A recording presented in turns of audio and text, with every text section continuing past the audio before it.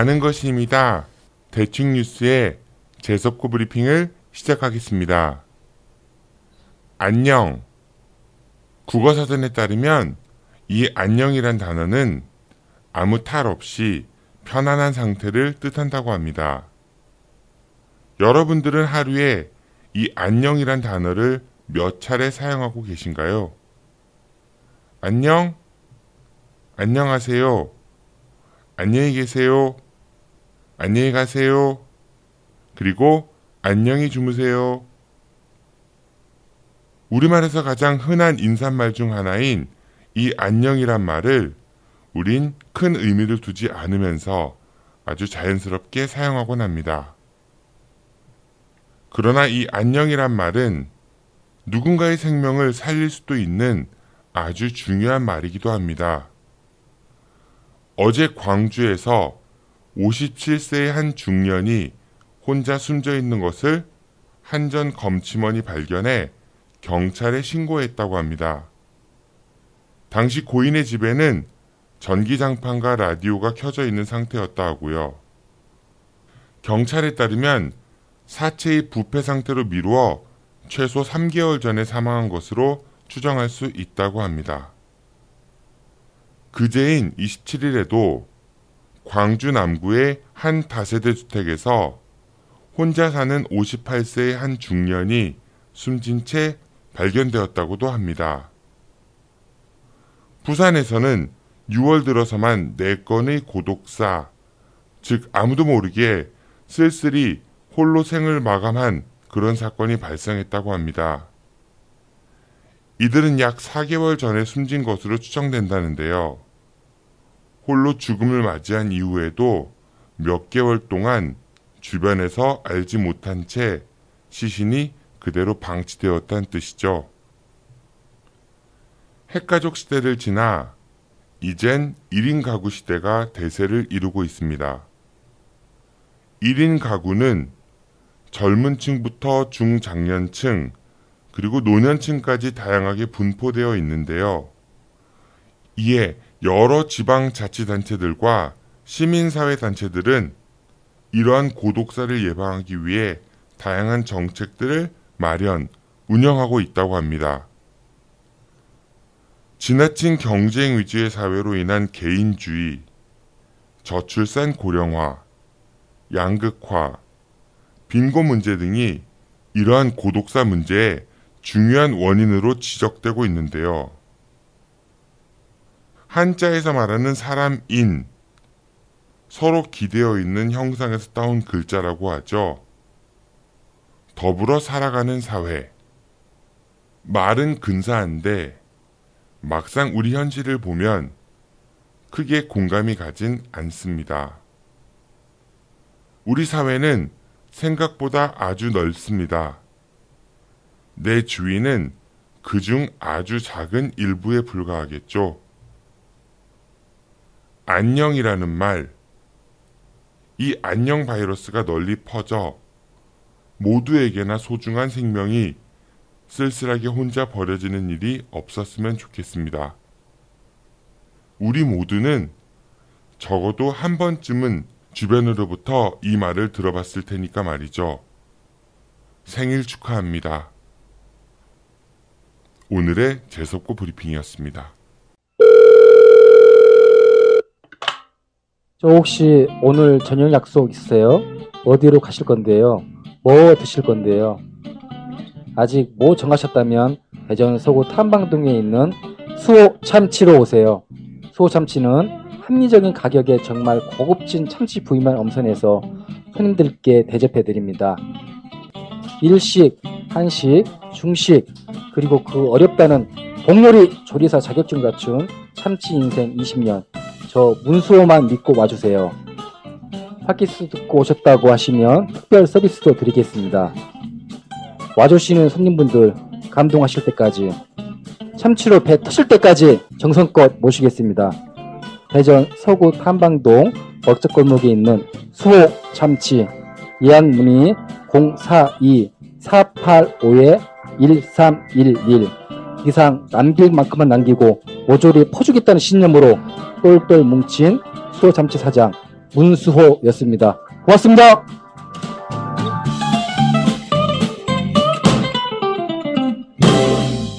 대중음악과 가수를 통해 우리 사회를 말합니다.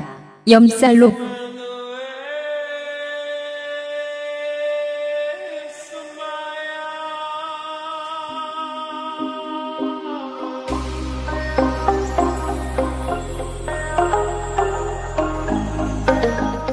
대중음악 전문가 염대형 실장과 아마추어 기타리스트 강인성님과 함께 대중가수의 삶과 음악을 통해 우리 사회를 이야기합니다. 지금 팟빵이나 유튜브, 페이스북에서 아는 것이 힘이다를 검색해주세요.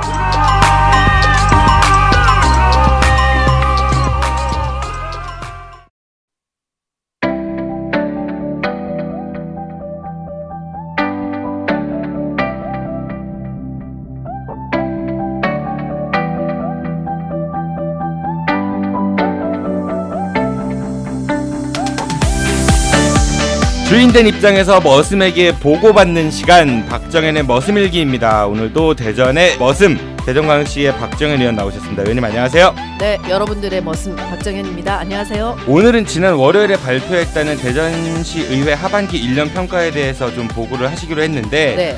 그 전에 앞서서 지난 방송 때 내어드린 과제 좀 점검을 해보도록 하죠. 네. 우선 여쭤봤던 게 정치권에서, 그러니까 언론이나 누구나 다 알 수 있는 거 말고 정치권에서 회자되고 있는 시장 출마 예상자들이 좀 없냐, 좀 안테나를 좀 세워보셔라 이랬는데 어떻게 좀 조사해 보셨나요? 뭐 지난번에 말씀드린 수준 이상의 거는 지금 잘 안 나오는 것 같은데요. 그럼 정보력에 좀 문제가 있는 거 아니에요? 그런 것 같아요. 그럼 머슴을 바꿔야 되나? 들리는 얘기로는 유성구청장 하시는 하태정 청장께서는 네. 시장 출마보다는 삼선 국회의원 쪽으로 하신다 이런 이야기도 들리는 것 같고 못 들어보셨어요? 아니 얘기 들었어요. 근데 왜 얘기 안 하세요? 예, 아니 그냥 삼선에 도전하겠다라는 얘기도 있고 근데 네. 이거는 뭐 허태정 구청장님께 직접 제가 들은 건 아니니까 네네. 그럼 다음에 또 직접 듣고 나와야 되나요? 아니 직접 들을 거 없이 그냥 카더라는 거라도 카드라 정치권에서 카드라 통신에 의하면 네. 시장 출마 설이 있었고 네. 근데 최근에 들어서 이제 권 시장님 행보하고 연동돼서 네. 삼선 다시 도전 설도 나오고 있고요. 네네. 또 다른 후보가 나오면 후보와 뭐 연합해서 역할을 좀 이제 뭐 맡겠다 이런 네. 설도 있고 그건 다 카드라 통신입니다. 네. 정보력이 별로 이렇게 신뢰가 안 가는 것 같아요. 박범계 의원께서는 출마 생각이 있으시대요? 말씀 따로 못 들었고요. 사실은 못 뺐어요. 네. 지금 6월 말까지 국가기획자문위원회 지금 활동이 마무리돼야 되기 때문에 네. 얼굴을 뵌 지가 한참 됐어요. 지난번에 제가 올라가서 네. 어린이 재활병원 때문에 올라가서 잠깐 뵌 거. 옛집을 다녀오셨을 때. 예. 네. 전생의 집. 네네. 네. 갔다 왔을 때 뵌 거 말고는 그간에는 못 뺐어요. 그래서 내려오시면 다음에 한 번 더 여쭤보겠습니다. 네, 근데 여쭤봐도 뭐 다른 얘기가 나올 수 있을까 눈빛을 싶습니다. 딱 보면 알 수 있잖아요. 아니 근데 이제 박범계 의원은 그 말씀은 하셨어요. 어쨌든 민주당 최초의 시장이 권선택 시장이시고 네. 그래서 권 시장께서 그리고 이게 재판 문제 때문에 굉장히 힘드셨는데 잘 해서 다음에 더 도전을 하시면 좋겠다. 이 말씀은 있으셨거든요. 그 정도는 그냥 뭐 일반적인 덕담 그냥 인사 예의상 하는 말 아닌가요? 그렇지는 않아요. 예. 진정성이 있는 말씀이고요. 네. 네. 어쨌든 당을 책임지고 있는 시당위원장 입장에서는 현재 우리 당의 시장이 잘 정착했으면 좋겠다는 바람이 있고. 김어준의 뉴스공장 가끔 들어보신 적 있으세요 혹시? 네. 거기 보면은 이해운 의원이 이제 고정 이제 출연하는데 당대표가 되셨죠? 예. 가장 당대표가 된 큰 요인 중에 하나가 뉴스공장에서 네. 굉장히 이제 솔직한 이야기들을 과감없이 해서 그런 것도 있다 하거든요. 네. 사람들한테 인기도 많이 없고 그렇게 말씀하시면은 네. 의원님 존재감 상승에 좀 저는 솔직하게 얘기하는 거예요. 네. 아니 근데 이게 제가 아무리 솔직하게 얘기해도 이게 주파나를 이렇게 튕기시더라고 사람들이. 그래서 제가 전혀 생각하지 못한 답을 또 주시더라고요. 그래서 정치는 그래서 재밌는 것 같아요. 아, 네. 뭐 그렇게 하면 재미없는 것 같은데. 그래요. 그리고 또 지난 방송 때 우리가 이제 얘기했던 게 그 대전시에서 청년들을 위한 그러니까 네. 취업 준비하는 청년들을 위한 청년 카드를 이제 발급해 준다고 했는데 청년 취업 희망 카드. 네네. 예. 그런데 현재 아르바이트를 하고 있는 그런 학생들도 혹시 발급 대상이 되는지를 그러니까 직장 어쨌든 직장 요즘 아르바이트도 다 그 고용계약서 쓰게 돼 있고 그래서 네네. 직장을 갖고 있는 청년들은 대상이 안 되고요.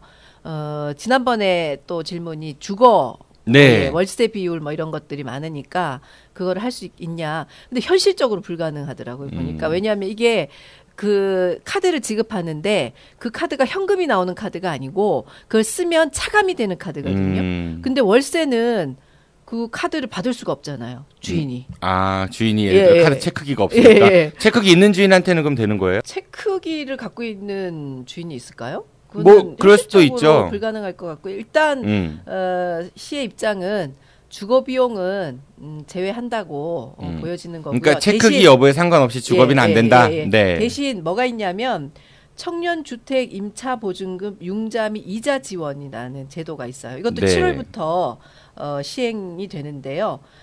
대전시의 주소를 두거나 아니면 대전시 소재의 대학에 다니는 직장인 또는 학생 만 19세에서 이것도 39세 네. 청년인데요. 임차 보증금 2천만 원 이하고 월세가 70만 원 이하의 전용 면적이 60제곱미터면 18평 정도 됩니다. 네네.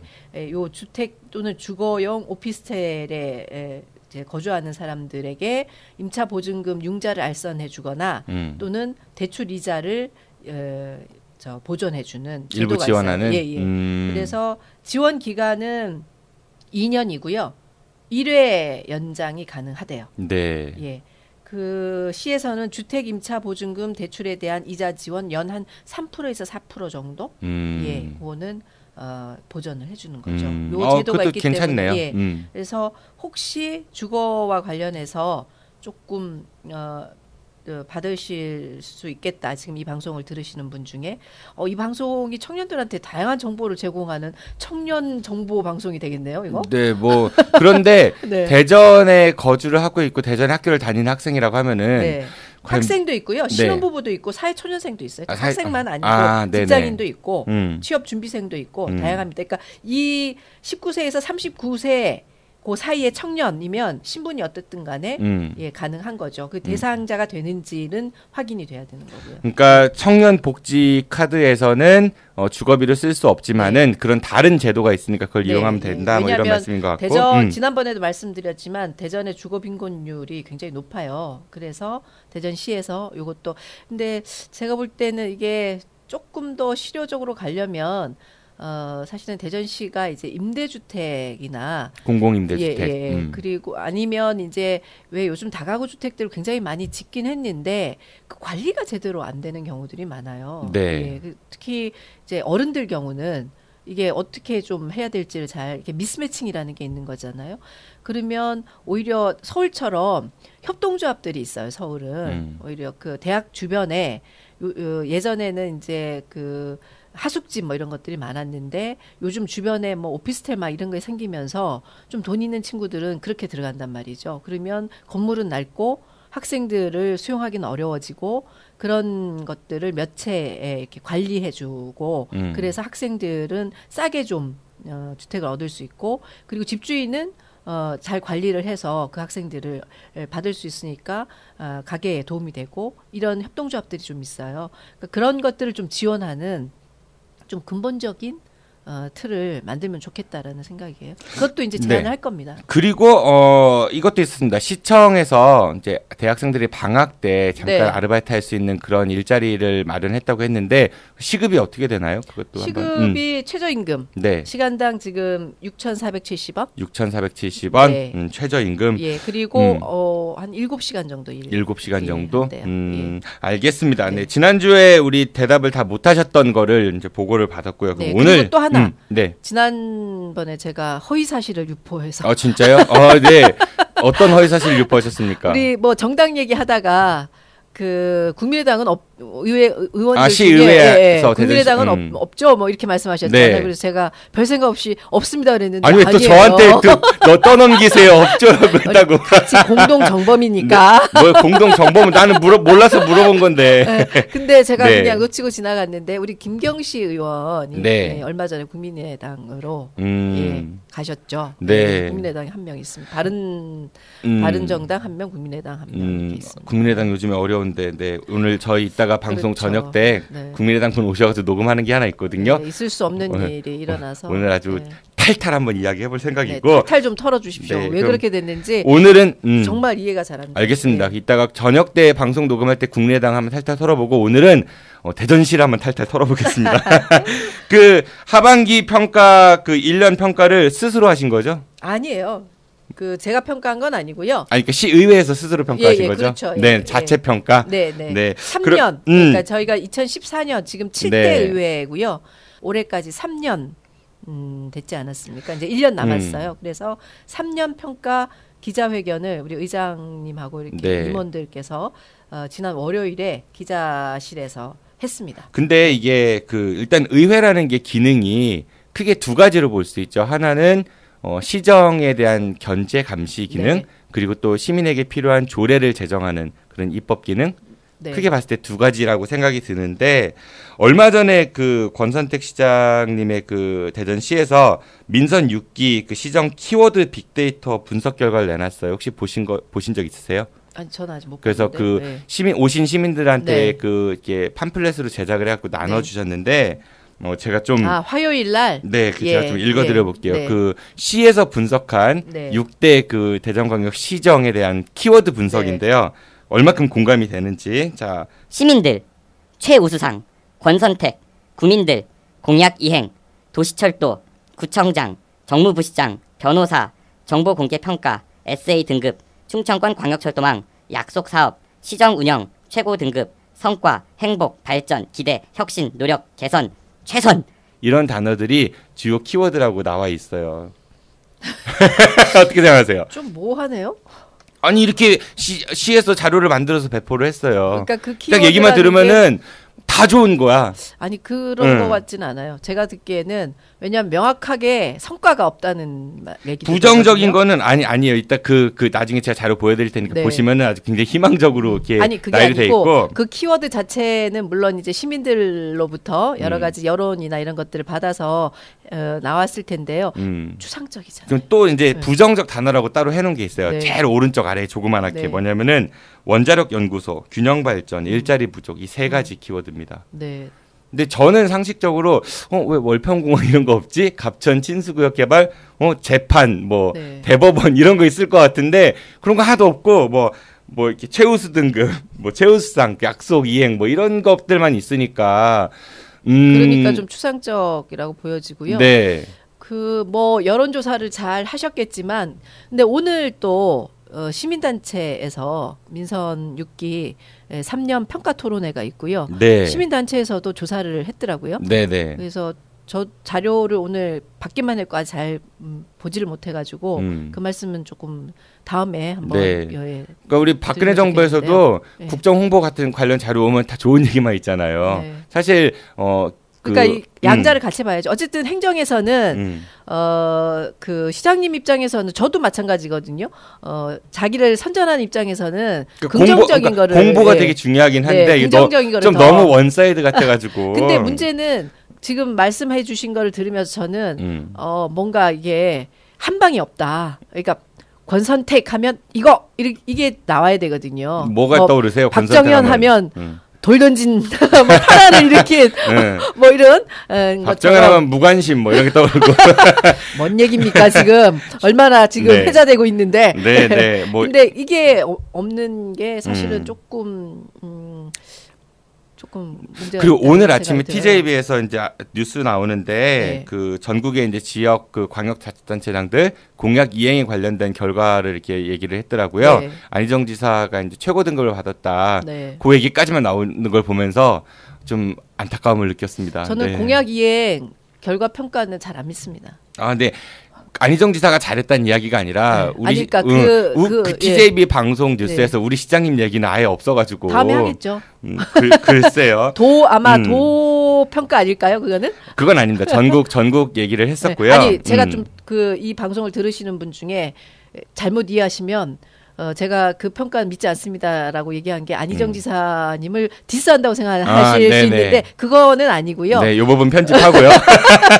그거는 아니고요. 알겠습니다. 평가 자체가 갖는 안희정 지사 좋아하세요? 그럼요. 얼마나 잘생겼습니까? 권선택 시장 좋아하세요? 아, 그럼요. 누가 더 좋아요? 저는 제 신랑이 제일 좋습니다. 알겠습니다. 네, 5월 지났으니까. 근데 대전시 의회가 시민과 동행하는 열린 의회의 핵심 가치로 출범했다고 제가 들었거든요. 네. 그러면 그 시민과 동행하는 그 열린 의회를 얘기하기에 또 앞서 네. 그 얼마 전에 그런 움직임이 있다고 그래요. 지방의회 의원들도 보좌관을 뭐 둬야 된다. 네. 어떻게 생각하세요? 네, 저는 둬야 된다고 생각을 해요. 왜요? 지금 대전시 인구가 몇 명인지 아시죠? 151만 정도? 1만 정도 돼요. 조금 안 되니까 151만인데 대전시 의원이 몇 명이게요? 대전시 의원이요? 맞추면은 뭐 해주실래요? 점심 살게요. 네네. 뭐 점심 사시고 계속 말씀 이어주시죠. 네. 22명이잖아요. 그래서 나누면 의원 한 명당 6만 8천 명이거든요. 예. 그리고 실제 이제 뭐 그렇게 비교가 될지 모르겠지만 22명 중에 3명은 비례시잖아요. 네. 예. 그 비례들은 이제 정책 지향이 강하다고 보고 지역에서 실제로 선출된 분들은 그러면 19명. 그분들로 나누면 한 8만 명 정도 되는 거예요. 그래서 뭐 많네 적네 이렇게 얘기할 수 있는데 저는 많다고 생각하거든요. 의원 1인. 그러니까 의원은 많을수록 좋은 거는 저도 공감을 해요. 아니, 그러니까 의원을 근데 막 늘릴 수는 없잖아요. 그런데 의원을 늘릴 수도 있지. 그런데 중요한 거는 보좌관을 뽑았을 때 과연 그 보좌관이 의원 어떤 역할의 보좌를 할 것인가. 물론 뭐 정책 입안이라든지 이런 것들을 보좌해 준다는 명분이겠지만은 일반 시민들이 과연 그렇게 생각할까. 그러니까 시민들이 소위 말하는 가방 들어주고 운전해주고 기사로 쓸 거지. 너 보좌관 주면 그런 의심들이 많아요. 기사로 쓸 거지 이렇게 얘기할 수 있는데요. 그렇게 쓰실 수 있는 분도 있겠죠. 근데 문제는 보좌관이 되면 시민들이 더 눈에 불을 켜고 보시지 않겠어요? 그렇지 않아요. 안 그래요. 저는 많이 바뀌었다고 생각해요. 시민들 중에 잘 모르는 분도 여전히 많지만 그래도 의정 활동에 대해서 관심 갖고 그리고 요즘 SNS가 워낙 발달돼 있어서 저 사람이 뭘 하고 있다, 뭐에 관심이 있다라는 거를 대충 많이 알고요. 평가를 할 겁니다. 그러면 보좌관까지 있는데 너 도대체 뭐 했어? 이런 게 있고 또 하나는 실제 주민들을 이제 8만이 됐든 6만이 됐든 만날 수 있는 숫자가 한계가 있는 거잖아요. 그러면 보좌관이 생기면 같이 2명이 같이 뛰는 거니까 훨씬 더 많은 분들의 의견을 들을 수 있어요. 그거는 또 반대로 생각하면은 어디는 의원이 가고 어디는 보좌관이 가고 그러면 또 중요도에 따라서 나눴네 뭐 이런 얘기 나올 수도 그렇지는 있고. 않아요. 왜냐하면 저는 이를테면 회기 중에는 움직일 수가 없잖아요.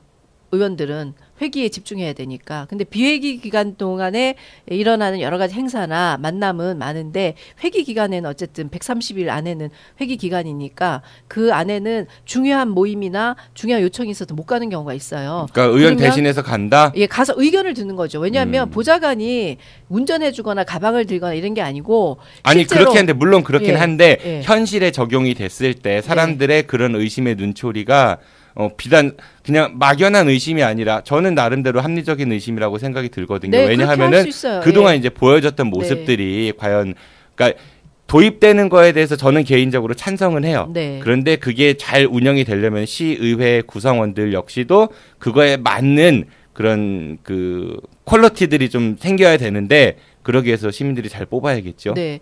그래서 평가를 들어보시면 예전보다는 훨씬 더 열심히 하는구나. 물론 양적으로는 열심히 하는데 질적으로 어떻게 됐는지는 조금 더 평가가 필요한데요. 어쨌든 그걸 보실 수 있을 것 같고 또 하나는 지금 이제 조금 아시는 분들은 아니 의회 내에 입법정책실도 있고 전문위원실도 있고 다 있는데 거기를 더 활용하거나 거기에 있는 사람들을 더 뽑아서 하면 되지 않겠냐 이렇게 말씀하시는 분들이 있는데요. 근데 그분들은 시에서 임명한 사람들이니까 사실은 의회하고 독립성이 예, 조금 그렇죠. 그것도 있고 또 하나는 그분들이 박정현 개인 또는 누구 개인과 계속 그 네트워크를 갖고 일하기는 사실은 어렵거든요. 그러니까 많은 의원들 의원님 왕따시구나. 의원님 왕따시구나. 아니에요, 저는 잘해요. 네. 그 많은 의원들과 함께 해야 되기 때문에 근데 실제로 정책이나 이런 지역 현안을 갖고는 굉장히 긴밀하게 스터디하고 그 현장도 가서 주민들의 의견을 듣고 지금은 어떤 정책을 내세우더라도 이해 당사자가 다 있어요. 그래서 100% 만족한 정책은 없거든요. 근데 60-70%가 원하면 그 정책을 가는 거잖아요. 그래서 정책을 디자인할 때 얼마나 이해 당사자들의 의견이 많이 반영됐냐 이거에 따라서 승패가 갈린다고 저는 생각을 해요. 조례도 마찬가지고 그랬을 때 함께 그거를 계속 논의하고 함께 지역을 훑고 다닐 수 있는 사람들이 있으면 훨씬 좋죠. 알겠습니다. 그리고 뭐 갑천 친수구역 개발하고 월평공원 이 얘기는 많이 나왔으니까 그건 좀 생략을 해보도록 하고 네. 도시공사가 얼마 전에 또 유성복합터미널 관련해 가지고 좀 말이 많습니다. 네. 네, 박남일 사장 관련해서도 8월까지 뭐 임기를 뭐 마치겠다 이런 얘기도 하셨던 것 같고 또 권수택 시장님은 사과 뭐 본인 탓이다 이런 얘기를 하셨는데 정말 몰랐을까요 시에서? 그러니까 공식적인 문서는 늦게 와갖고 몰랐다라고 이야기는 하는데 그 누가 믿을까요? 어떻게 생각하세요? 의회는? 저는 정말 몰랐다면 바보고 알았다면 무능한 직무이기고 거죠. 몰랐다면 무능한 거고. 네. 그러니까 두 개 어차피 피할 수가 없어요. 그리고 그럼 의회는 뭐 했어요? 그거 관련해서 그 지경이 되기까지. 그 저희는 진짜 정보가 차단돼 있는 거죠. 아니 근데 그래서 의회 의원으로서도 송구스럽고 그래서 네. 지난번에 우리 회기 끝날 때 5분 자유 발언을 통해서 그 지역 의원이 그 성토하기도 하고 또 그 빨리 적극적으로 대책을 수립하라고 얘기도 했는데 실제로 집행하는 기관이잖아요. 행정공사도 그렇고 최종적 책임은 대전시에 있는 거죠. 의회 자꾸 쪼고 그랬어야지. 미리 밝혀내고 조사하고. 그러게 말이에요. 그래서 보좌관 제도가 필요한 거예요. 그래요. 그리고 학생인권조례 왜 통과 안 됩니까? 학생인권 조례에 대한 오해가 있으신 것 같아요. 예, 그러니까 여전히 뭐 핵심은 그게 일종의 동성애를 조장한다 이런 말씀들이 있는 것 같은데 사실은 그거는 아니거든요. 그러니까 민주당에서 그 저기 상임위 위원장도 민주당 의원이시고 그래가지고 네. 통과가 될 것 같았는데 잠깐 정회하고 들어가셔가지고 이제 또 넘겨버리고 그런 일이 이제 계속 반복이 그러니까 됐잖아요. 워낙 이제 반대하시는 분들이 거센 항의를 하고. 그러니까 이제 쉽게 어쨌든 표를 먹고 사는 사람들이잖아요. 그러니까 쉽게 그게 반대 세력이 표 때문에 눈치 보느라고 통과가 안 됐다. 아니 눈치를 안 볼 수가 없는 거죠. 그러니까 솔직히 그렇다. 얘기해서 눈치를 안 볼 수가 없는 거죠. 알겠습니다. 그리고 네. 이치수 네. 이치수 드셔보셨어요? 네, 저 가끔 먹죠. 저는 한 번도 구경도 못 해봤거든요, 사실. 아, 그래요? 그런데 네. 그 충남에 지금 일반인들한테 파는 건 아니니까. 그러니까 행사 있을 때 이제 주로. 충남이 지금 이제 서북배 가뭄이 시에서 심각하잖아요. 안 불러주시는구나. 왜 뭐 저 같은 놈을 왜 부르겠어요? 네. 근데 시에서 부르면 거기서는 이치수가 다 나오는데. 그 저기 서북부에 가뭄 많으니까 네. 좀 이치수 같은 거 이렇게 그쪽에 식수로 좀 지원해주고 그러면 어떨까요? 서울시 같은 경우는 아리수 그렇게 충남도에 지원해주고 그렇다고 네. 하더라고요. 네, 그것도 좋네요. 뭐 그게 근본적인 처방이 될 수는 없지만 어쨌든 상징적으로 지금, 우리 동네 예. 그러니까 같은 충청권인데 네. 서울은 박원순 시장이 아리수 이렇게 충남에 네. 지원해주고 이런다는데 네. 왜 같은 동네에 있으면서 그런 생각이 한 발 늦을까라는 좀. 네, 제가 그거는 이 방송 끝나면 바로 담당자한테 전화해서 제안을 하겠습니다. 오, 네. 그리고 홍대교가 이제 공사한다고 합니다. 네. 그렇죠. 지하 공사를 한다는 하는데 그 사전에 예고됐던 거예요. 원래 공사는 미리 전에 하려고 했었는데 그렇죠. 좀 네. 연기됐고 네. 미뤄졌고 그럼 기간이 꽤 그 준비 기간이 있었는데 네. 우회 도로라든지 그런 준비 과정들 그리고 그거에 대한 사전 고지 이런 게 너무나 부족하지 않은가 그런 여론이 좀 있습니다. 네, 그것도 다시 전달하겠습니다. 예. 의회에서 아니, 그 부분은 그 지역의 의원께서 이미 지적한 바가 있습니다. 음. 황인호 의원께서 지적하는 게 중요한 게 아니라 뭔가 시민들이 체감할 수 그러니까 있는 지적을 그런 해야지. 어쨌든 행정에서는 또 움직이니까. 지적을 했는데 예. 안 움직이면 계속 지적해야 될 거 아니에요. 아니 그 움직이게 한다는 거죠. 그거는. 이미 이제 공사 네. 곧 들어가요. 그러면 네. 사람들은 이제 교통 대란이 33개월 동안 예상이 미리 됐던 건데 네. 갑자기 결정된 게 아니라 네. 그 과정에 있어가지고 너무 그러니까 쉽게 얘기하면은 뭐 월평공원이 이런 것들에 굉장히 치중을 많이 했지만은 네. 정작 그 많은 사람들이 오가는 그런 거에 대해서는 시도 소홀했고 시의회에서도 그런 시민들의 불편이 예상됨에도 불구하고 지적하는 것들이 그런 견제 기능이 좀 부족하지 않았나 그런 생각이 들어가지고 예, 그거는 예 반성이 반성하겠습니다. 네, 그럼 예. 이상 뭐 제가 이제 오늘 의원님을 괴롭히는 아니, 얘기는 시민과 동행하는 내가 열리는 괜히 왜 막 탈탈 털리는 것 같아. 자, 어쨌든 제가 이제 그 머슴 의원으로 나왔으니까요. 네. 그런 말씀 해주시면 제가 또 가서 전달도 하고 제 스스로도 다시 한번 돌아보는 계기를 삼도록 하겠습니다. 네, 고맙습니다. 지켜보도록 네. 하겠습니다. 네, 의원님은 어떤 거 준비하셨어요 이제? 시간 거의 다 갔다. 뭐 대표님 얘기 다 하고 뭐 김어준 같아. 예, 저는 이제 3년 평가 일단 준비를 했는데요. 통계로 보는 성과. 예. 그 조례 아까 말씀하신 것처럼 의원들의 역할 중에 가장 중요한 역할이 조례를 만드는 거거든요. 조례를 만드는 게 왜 중요하냐면 공직사회에는 근거가 없으면 움직이기가 사실 어려워요. 네. 그러니까 그 어떤 일을 할 때 근거 규정을 만들어 주는 거기 때문에 굉장히 중요하죠. 그리고 의회는 입법기관이기 때문에 근데 그간의 지방 의원들이 조례를 그렇게 적극적으로 만든 건 아닌데요. 7대에 들어와서는 굉장히 적극적으로 조례를 만들고 있습니다. 그래서 행정자치부가 2016년 지방의회 의원 조례 재개정 건수를 쭉 스크린해서 발표를 했는데 대전시가 광역의회 중에서는 탑 1등? 네. 오. 그래서 1인당 3.27건. 발의를 한 거예요? 통과까지 된 걸 얘기하는 거예요? 예, 통과까지? 예, 예. 저희가 거의 발의하면 통과가 됩니다. 왜냐하면 학생 인권조례 빼고 발의 자체가 안 된 네네, 거죠. 본회의장에 안 갔으니까. 그러니까 발의는 됐지만 그게 이제 본회의장까지 가야 그렇죠. 되니까. 상임위 통과가 안 됐으니까. 네. 그래서 근데 전국 평균은 2건이니까 우리가 1.3건 정도 많은 거죠. 그래서 그 탑이고요. 이게 저희가 7대 와서 2014년도에 201건, 2015년도에 231건, 2016년도에 318건. 상승 곡선이네요. 예, 상승 곡선입니다. 그리고 회기 운영도 되게 자주 하신 것 같아요. 회기 일수는 저희가 뭐 정해져 있는 회기 일수니까요. 그 안에 했고요. 조례나 뭐 여타 안건들을 의회에서 적극적으로 개진했기 때문에 처리 안건들이 굉장히 많이 는 거죠. 예. 조례도 해야 되고 우리가 이를테면 건의안, 결의안 이런 것도 본회의에서 의결이 돼야 되거든요. 네. 예. 건의안, 결의안 같은 경우도 전때 대비해서 247% 정도 늘었으니까요. 2배 이상. 예, 굉장히 많이 늘었고요. 뭐 이것 중에는 뭐 저 원자력 안전 관련한 것도 있고 뭐 국정 교과서 외에 박근혜 정부 때 말들이 많았잖아요. 그거 하지 마라. 역사 바로 세우기. 예, 그래서 그때 네. 본회의장에서 그거는 찬반 토론도 있었어요. 왜냐하면 상대 당이 있으시니까. 그래서 그런 게 또 재미있는 것 같아요.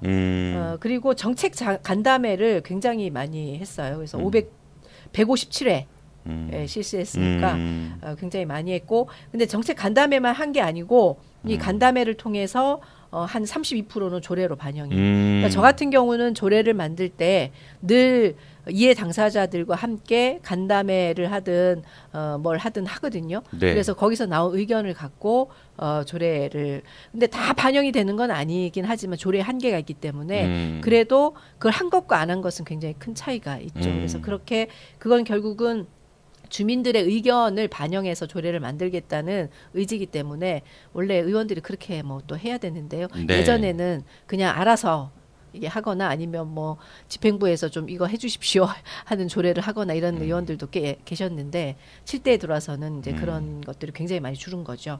또 하나는 우리 홈페이지에 들어오시면 위에 보면 이렇게 좀 그 카테고리가 있잖아요. 네. 거기 제일 오른쪽에 회의록이라는 카테고리가 있어요. 네네. 거기에 들어가면 각종 회의의 회의록을 다 보실 수 있고요. 네. 그 중에 5분 자유 발언이라는 게 있어요. 이거는 굉장히 자유롭게 그야말로 자유롭게 5분 안에 그 의원이 주장하는 바를 이야기할 수 있거든요. 근데 이 5분 자유 발언이 우리가 3년 동안 96건이나 했어요. 근데 6대 때 몇 건을 했냐면 22건 했더라고요. 제가 보니까. 그러니까 거의 한 400% 정도 오른 거죠. 그래서 저도 한 9건 했습니다. 아, 네네. 네, 한 10분의 1. 10%는 말이 많다는 얘기고. 네. 그 우리 5분 자유 발언 굉장히 많이 하시는 의원님이 송대윤 의원님, 황인호 의원님 이런 분들이 굉장히 많이 하시는데 그만큼 주민들의 의견을 많이 받아서 하는 거고요.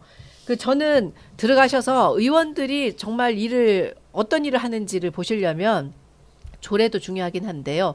5분 자유 발언을 한번 쭉 스크린해 보시면 이 의원들이 제대로 일을 하는지 안 하는지 아실 수 있을 것 같은데요. 이번에 지난 6월에 끝난 이번에 정례회 때 5분 자유 발언의 내용은 말씀하신 유성 복합터미널 문제 했고요. 그리고 친수구역 지금 민간 분양한다는 거잖아요. 네. 우리 전문화 의원이 그거 그렇게 하면 안 된다. 공공 임대주택을 만들어야지 왜 거기다가 그걸 하냐.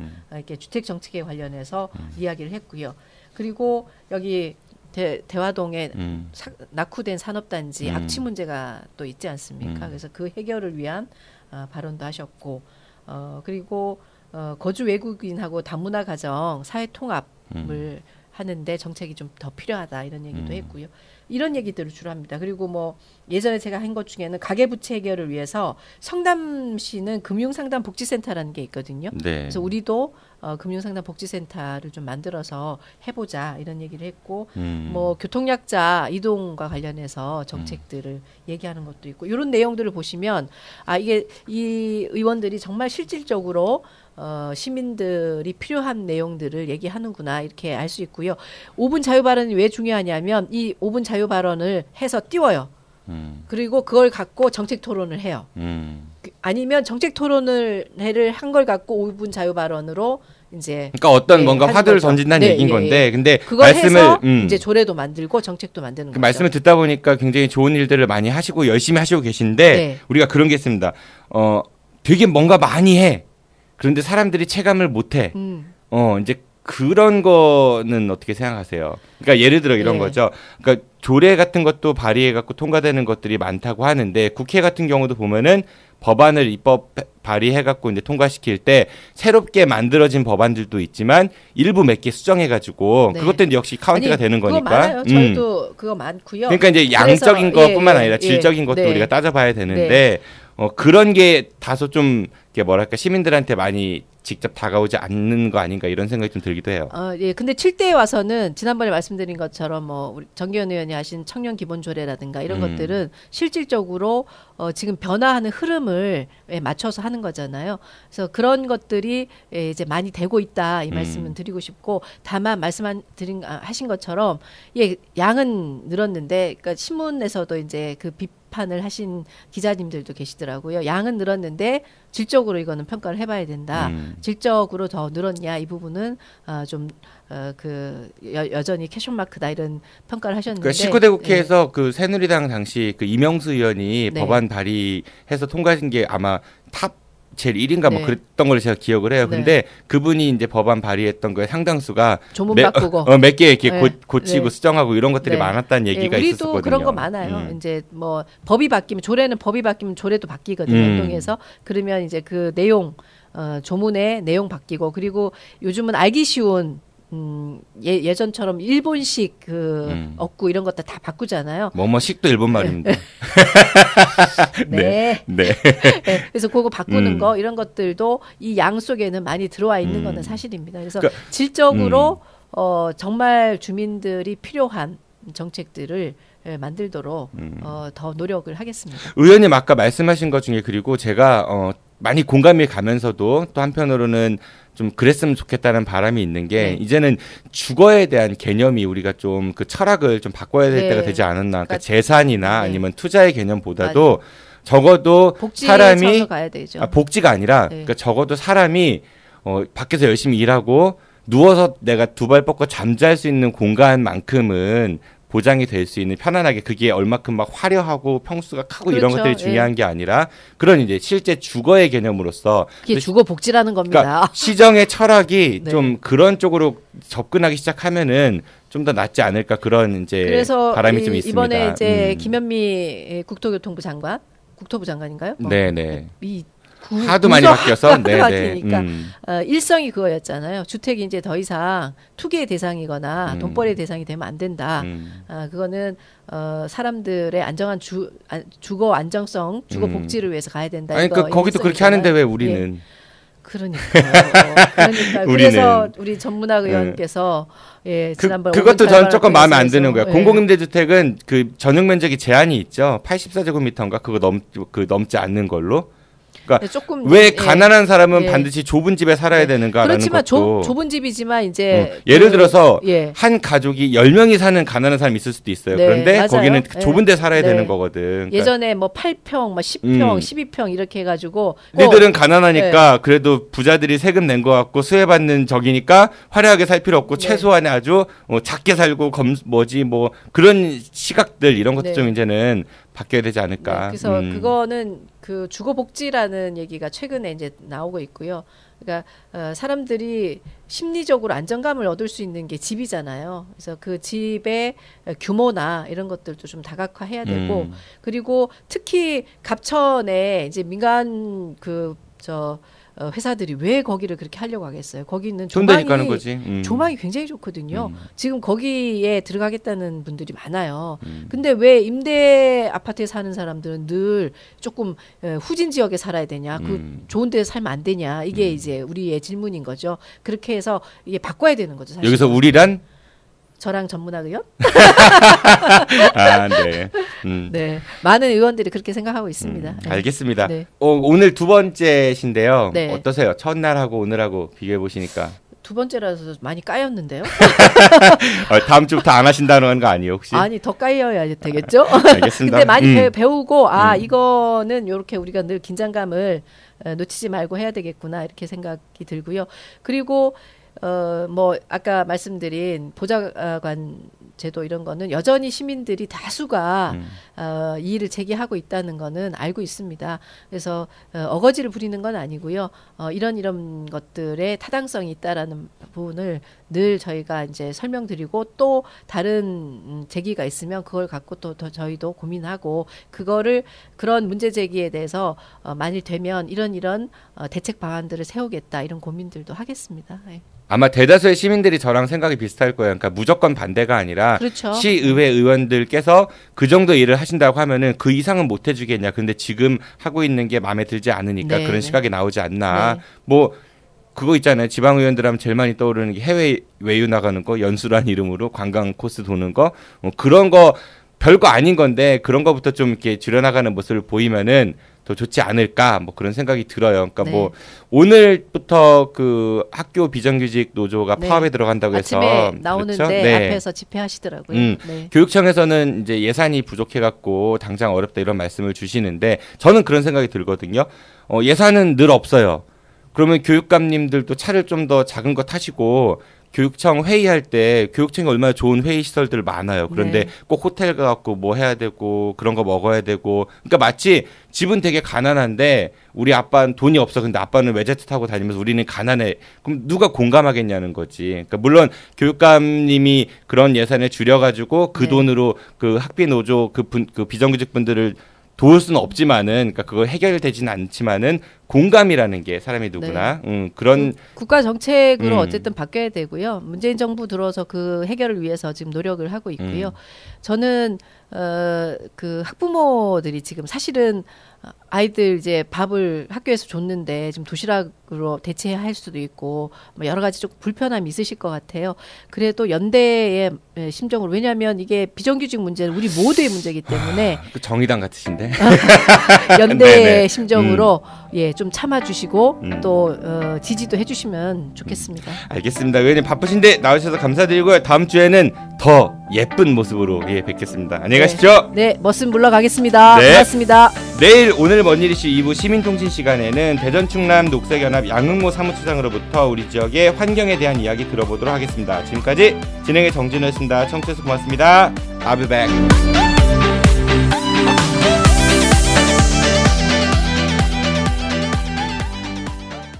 끝난 줄 알았지. 여러분의 참여를 기다립니다. 팟빵이나 유튜브, 페이스북에서 아는 것이 힘이다를 검색해 주세요. 청취 후기나 출연 신청, 제보 모든 것을 환영합니다.